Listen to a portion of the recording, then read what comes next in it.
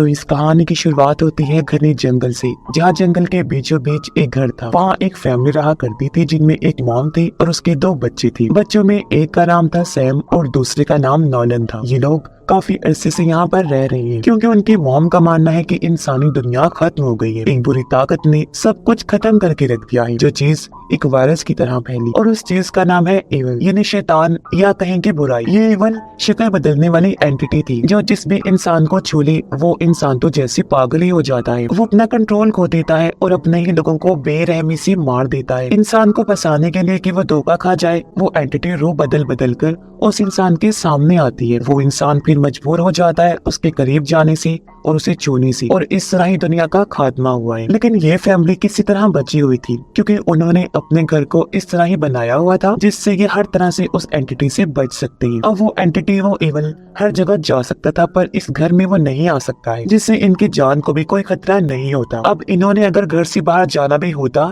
तो एक रस्सी खुद को बांध कर बाहर निकला करती थी, जो रस्सी घर के खास हिस्से से बंधी हुई थी। इसलिए एवल ना तो रस्सी को छू सकता था और ना ही रस्सी से बंधे इंसान को कोई नुकसान पहुंचा सकता था। अब रस्सियों की मदद से ही ये जंगल के बीचों बीच रहकर सरवाइव कर रही थी, यानी अब तक जिंदा थी। जैसे ये रस्सी बांधकर बाहर खाना ढूंढने जाते, शिकार करती थी, और पास ही ग्रीन हाउस भी बना हुआ था जिसके अंदर ये फल और सब्जियां उगाया करती थी। लेकिन एवल हर टाइम इनके आस पास ही रहा करता था। हैरत वाली बात ये थी कि वो सिर्फ बच्चों की मॉम को ही नजर आया करता था। बच्चों ने वो अभी तक नहीं देखा था, और उनकी मॉम ने समझाया हुआ था कि वो इवल जानवर के रूप में भी तुम्हारे पास आ सकते हैं और तुम्हें पता ही नहीं चल पाएगा कि वो एंटिटी है। इसलिए अगर तुम बिना रस्सी के घर से बाहर निकले और इवल ने तुम्हें छू लिया तो सब खत्म हो जाएंगे। लेकिन इतना ज्यादा ख्याल रखने के बाद भी जीना बहुत मुश्किल था, क्योंकि जाहिर है तो ये जंगल ही, तो खाने पीने की काफी कमी थी। इनके पास एक डॉग भी था जिसे खाना बहुत थोड़ा दिया करती थी, क्योंकि उन बेचारों के पास खुद खाना कम था तो वो इसे क्या देती। अब मॉम ने कुछ असूल बनाए हुए थे जो वो अपने बच्चों को बार बार याद दिलाया करती थी,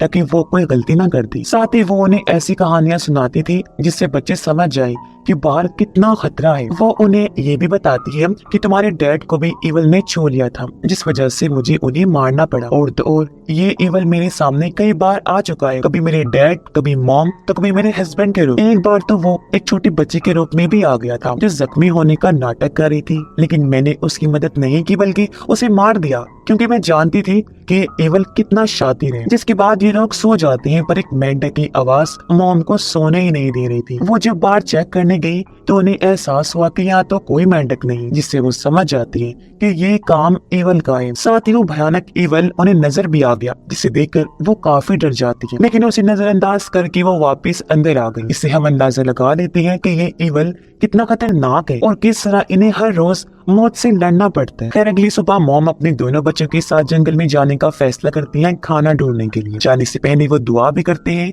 कि हमारा घर हमारी हिफाजत करे। जंगल में आने के बाद इन्हें जो मिलता है खाने के लिए ये वो जमा कर लेते हैं, चाहे वो कीड़े मकोड़े हो, मेंढक हो, कोई भी जानवर हो, कुछ भी हो, बस वो खाने लायक होना चाहिए, क्योंकि सर्दियों में इन्हें ज्यादा ही मुश्किल होती थी। तो जो चीज नहीं खाने की वो भी इन्हें खाने पड़ती थी। यहाँ हम नोटिस करते हैं कि सैम और नोलन हालांकि भाई हैं, मगर उनमें फर्क बहुत है। जैसे सैम तो अपनी माँ के बनाए हुए हर असूलों को मानता था, साथ ही उसे उन पर यकीन भी था कि वो सच कह रही हैं। लेकिन नोलन को थोड़ा शक था, इसलिए कभी कभी वो चोरी छुपी अपनी माँ के असूलों को तोड़ भी दिया करता था। वो जानना चाहता है कि इवल आखिर दिखता कैसा है, वो है भी या नहीं, या फिर मेरी माँ ऐसे डर रही है और बाहरी दुनिया क्या सच में खत्म हो गई है और वहाँ खतरा है। ऐसे सवाल वो कई बार अपनी माँ से भी कर चुका है, लेकिन वो उसे ये कह देती है कि ये सब शैतान की चाल है। वो तुम्हारे दिमाग में ये चीजें डाल रहा है ताकि तुम मुझ पर शक करो, तुम्हें मुझ पर बेतबारी हो, तुम बाहर चले जाओ और वो तुम्हारा शिकार कर ले। इसी वजह से तो इवन तुम्हें नजर नहीं आता। अब यहाँ खाना ढूंढते टाइम नॉलन को एक परिंदे के अंडे दिखाई दिए, जिनमें से एक नीचे गिर जाता है। अब नॉलन की रस्सी इतनी लंबी नहीं थी कि वो नीचे जाकर अंडा उठा ले। अगर उसे ऐसा करना है तो रस्सी खोलकर नीचे जाना होगा। वो ऐसा करने भी वाला था, लेकिन उसका भाई सैम ऐसा करने से मना कर देता है, ये कहकर कि रस्सी खुलते ही एवल तुम्हारे पास आकर तुम्हें खत्म कर देगा। अब अपने भाई के कहने पर नॉलन रस्सी फिलहाल नहीं खोलता, लेकिन जब ये यहाँ से जाने लगे तो वो सैम की रस्सी पर पैर रख देता है, क्योंकि उसे गुस्सा आ रहा था इन सब चीजों पर, जिससे सैम की रस्सी खुल गई और वो नीचे जाकर गिरता है। उसका पाँव पेड़ की जड़ों में फंसकर जख्मी हो जाता है। अब रस्सी अटके होने की वजह से नॉलन उसकी मदद नहीं कर पाता, इसलिए वो सीटी बजाकर अपनी माँ को मदद के लिए बुलाने लगता है। पर हम देखते हैं कि यहाँ सैम को अजीब सा डर महसूस होने लगता है और उनकी मॉम ने सीटी की आवाज सुन ली थी तो वो रस्सी बांधकर जल्दी से इनकी तरफ बढ़ने लगी। पर कुछ दूरी पर जाकर उनकी रस्सी खत्म हो गई, वो वहाँ तक पहुँच नहीं पाती, इसलिए अब मॉम रस्सी खोलकर जल्दी से उनके पास नीचे चली गई और दोनों बच्चों को लेकर फौरन ऊपर आने लगती है। पर तभी हम एक बूढ़ी और डरावनी औरत के रूप में उस इवल को देखते हैं जिसकी जुबान काफी अजीब थी और वो इनकी तरफ बढ़ने लगती है। पर ठीक टाइम पर मॉम ने रस्सी से खुद को और अपने बच्चों को बांध लिया। अब इवल सिर्फ मॉम को ही नजर आ रहा था, बच्चे उसे नहीं देख पा रहे थे। पर अपनी मॉम को घबराया हुआ देखकर वो समझ जाते हैं कि इवल आसपास ही है, जिसके बाद मॉम उन्हें लेकर घर आ जाती है। मॉम को काफी गुस्सा आया हुआ था उन पर, इसीलिए वो चाकू लेकर दोनों को एक असूल दोहराने का कहती है। वो दरअसल चेक करना चाहती थी कि मेरे बच्चे को वो असूल याद है ना, क्योंकि अगर जो बच्चा असूल नहीं दोहराएगा तो इसका मतलब साफ होगा कि उस पर शैतान का साया हो गया है। और दोनों के असूल कहने पर उसे यकीन हो गया कि शुक्र है दोनों ठीक हैं। लेकिन सैम का पैर काफी जख्मी हो गया था, शायद उसकी हड्डी टूट गई थी। अब मॉम ने घर में एक बेसमेंट जैसी जगह बनाई हुई थी जहाँ वो अक्सर अपने बच्चों को बंद कर दिया करती थी ताकि वो इवल के बारे में ख्याल करें, उसे इमेजिन कर लें कि वो सच में है और उस चीज को सोचकर डर महसूस करें ताकि वो जिंदा रह पाए, क्योंकि डर ही इंसान को जिंदा रखता है। अब मॉम जब भी घर से बाहर बैठती होती थी तो इवल हमेशा उससे बात करने, उसे फंसाने के लिए आ जाया करता था। जैसे कि आज वो उसके हस्बैंड के रूप में आता है बात करने, लेकिन मॉम उसे टाल देती है। जंगल में उस हादसे के बाद अब नॉलन का शक और बढ़ गया था कि यहाँ कुछ नहीं है और वो इस बारे में अपने भाई से भी पूछता है कि जब तुम्हारी रस्सी खोली थी तब तुम्हें अजीब महसूस हुआ था या कुछ दिखा था। सैम कहता है कि मुझे याद नहीं।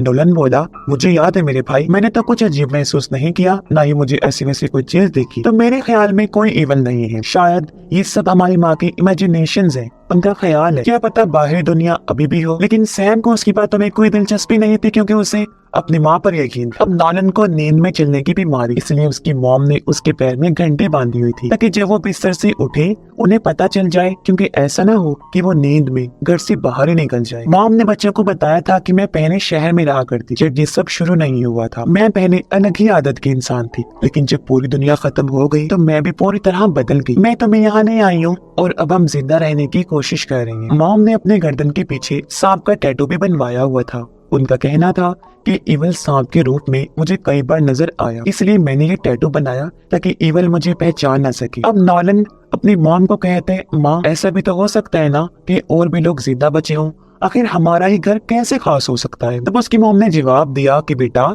तुम्हें तो शुक्र मनाना चाहिए कि तुम जिंदा हो और ज्यादा मत सोचा करो, ये घर ही हमारी हिफाजत कर सकता है। अब धीरे धीरे टाइम गुजरता गया और इनके पास खाना खत्म होने लगता है, इसलिए मॉम को मजबूरन दोनों बच्चों को पेड़ के पत्ते और शाखें खिलानी पड़ती हैं, जो हालांकि उनसे खाए नहीं जाती, लेकिन मजबूरन उन्हें वो खाने पड़ते हैं। अब एक दिन नॉलन को बुरा सपना आया जैसे वो इवल मुझे कुएं में खींच रहा है। उसकी जब आँख खुली तो रात हो रही थी और वो घर से बाहर था, वो भी बगैर रस्सी की, क्योंकि नींद में चलते चलते वो यहाँ आ गया था और उसे पता ही नहीं चल पाया। लेकिन उसकी मॉम जल्दी से बाहर आकर उसे अंदर ले जाती है। वो उसे सवाल पूछकर उसका इम्तिहान लेने लगी ताकि चेक कर सके कि वो शैतान तो नहीं बना, जिसके बाद वो उसे नीचे बंद कर दी ताकि उसे इवल का खौफ महसूस हो और उसकी आत्मा बिल्कुल प्योर हो जाए, साफ हो जाए, जो सोच मॉम की थी। लेकिन इस हादसे के बाद तो नॉलन को पक्का यकीन हो जाता है कि कोई इवल नहीं है, अगर होता तो उस रात मुझे मार न डालता।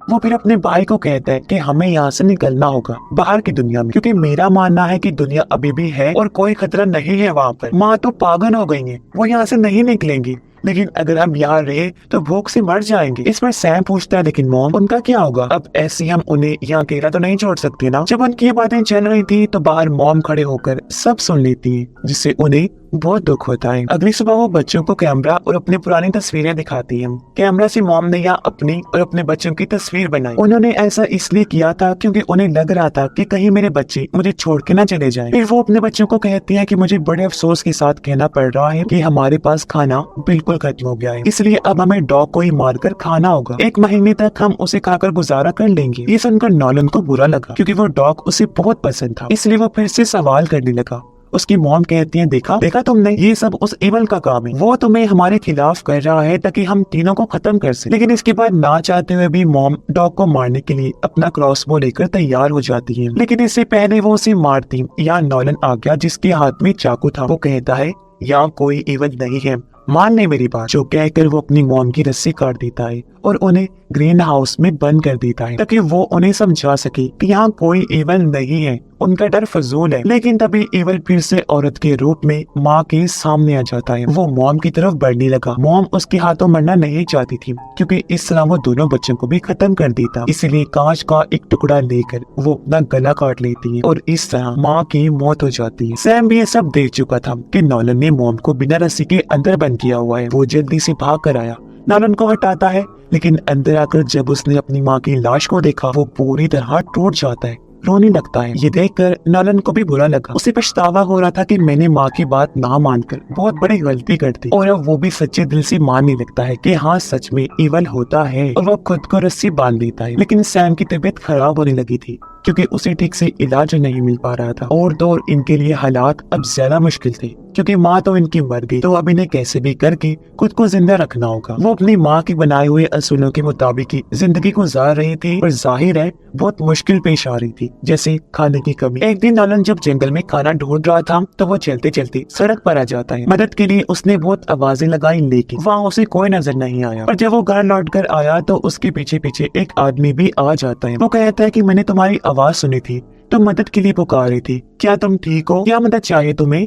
मैं एक हैकर हूँ, अपनी बेटी के साथ यहाँ से गुजर रहा था, जो तुम्हारी आवाज सुनकर यहाँ आ गया तुम्हारी मदद करने। पर नॉलन को लग रहा था कि ये वो इवल है जो हैकर का रूप लेकर मेरे पीछे आ गया है। वो मदद करना चाहता था पर बच्चों को तो उस पर यकीन ही नहीं आ रहा था। बीमार सैम तो अपनी माँ का क्रॉसबो लेकर घर से बाहर आ जाता है, जिसे वो उस आदमी पर तान देता है। हालांकि उसकी हालत ठीक नहीं थी, लेकिन अपनी माँ की वजह से उसे इवल पर बहुत गुस्सा था और वो उससे बदला लेना चाहता था। इस पर आदमी उन्हें रिलैक्स करके समझाने की कोशिश करता है कि देखो, मैंने तुम्हारी माँ को नहीं मारा, जिस इवल का तुम नाम ले रही हो मैं तो उसके बारे में जानता तक नहीं, ना तुम्हारी माँ को मैंने कभी देखा, मैं कोई नुकसान पहुँचाने नहीं आया, चला जाता हूँ मैं यहाँ से। ये सुनकर नॉलन सैम को कहता है, भाई क्या पता ये ठीक कह रहा हो, ये इंसान ही हो न कि इवल, तो तुम इसे मत मारो। लेकिन सैम पर तो बदले का जुनून सवार था, वो कहाँ मारने वाला था। आदमी जैसे ही वहाँ से जाने लगा सैम उस पर क्रॉसबो से वार करता है। तीर उसकी कमर पर लगा जिससे आदमी बुरी तरह जख्मी हो जाता है। वो रेंगते हुए जंगल में चला गया। नॉलन उसके पीछे पीछे जाता है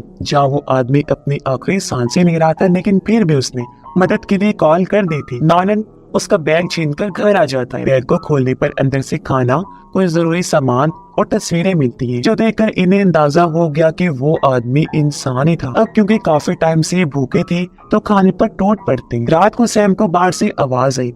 वो जब बाहर चेक करने आया तो वहाँ एक बच्ची थी जो कह रही थी कि मैं अपने डैड को ढूंढने आई हूँ, मेरे डैड ने मुझे गाड़ी में ही रुकने का कहा था पर रात हो गई है, वो लौट कर नहीं आई। ये सुनकर सैम चौंक गया। उसे अफसोस भी हो रहा था कि मैंने असली इंसान की जान ले ली है। इसीलिए वो बच्चे को भी सच बता देता है कि वो दरअसल मुझे लगा था कि वो शैतान है, इसलिए गलती से मैंने उन्हें मार दिया है। ये सुनकर बच्ची घबरा गई, वो उसे भागने लगती है। सैम भी उसके पीछे भागता है, लेकिन उसका डर उस पर हावी होने लगता है। उसे अपने चारों तरफ एवज दिखाई देने लगती है। यहाँ से सीन कट होकर आता है नॉलन पर, जो अपने भाई को ढूंढने जंगल में गया और उसे ऐसा लगा जैसे एवल ने मेरे भाई को अपने कंट्रोल में कर लिया है। वो जब घर आया तो उसे कमरे में सैम मिल भी जाता है, लेकिन गुमसुम, बिल्कुल बदला हुआ। वो अपने भाई को मारने की कोशिश करता है, जिसके बाद घर को आग लगा देता है। उसने नॉलन को घर के अंदर कैद कर दिया जहाँ उसे अपनी माँ नजर आ रही थी। वो फौरन नीचे जाकर छुप जाता है और सच्चाई का सामना करता है। आग की वजह से रेस्क्यू वाले उन्हें बचाने वहाँ पर आ जाते हैं और दोनों को जंगल से निकाल दिया जाता है। नॉलन देखता है कि दुनिया का खात्मा नहीं हुआ है, वो सब झूठ था जो उनकी माँ ने कहा था,